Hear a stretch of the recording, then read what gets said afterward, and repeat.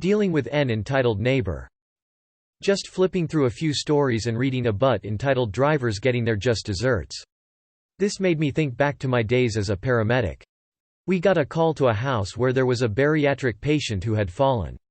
The patient was morbidly obese and weighed around 30 stone, 420 pounds. This story isn't really about them though. There are many reasons people get to this size and I've never judged, only helped.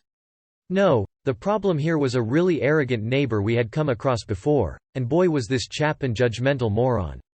Our patient had a car and had a disabled parking permit. They also had a council-designated disabled parking spot outside their home which the neighbor kept parking in.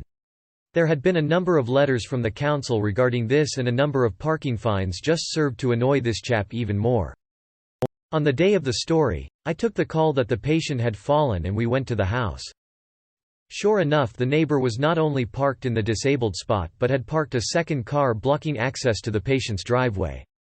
I assessed the patient and suspected they had a broken hip, so needed to go in. I sent my colleague round to the neighbor to ask them to move the cars, and when they came back I was told the neighbor had just told my colleague to do one. No problem, time to get the message home. I radioed through to our control center and asked for the fire service and police. We needed the fire service to help lift the guy and the police to do a little parking control. The fire service were the first to arrive and I spoke to the crew commander to let them know what the situation was.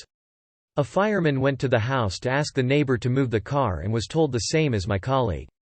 The message was relayed back and the watch commander just asked me one question. Is the patient's life at risk?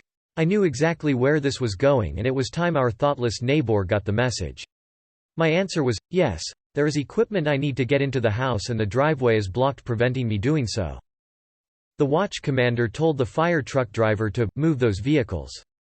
It was really satisfying to see both vehicles being pushed down the road by the fire service, and the look on the neighbor's face as he came out spitting and screaming was well worth seeing. His complaints taught the police fell on deaf ears. They were well aware of his history of obstruction, and my clinical assessment that the patient's life was in danger was more than enough justification for the vehicles to be moved. I doubt it made our patient's life any easier, and sadly they died a few months later without leaving hospital, but it really did bring a smile to their face as we wheeled them out.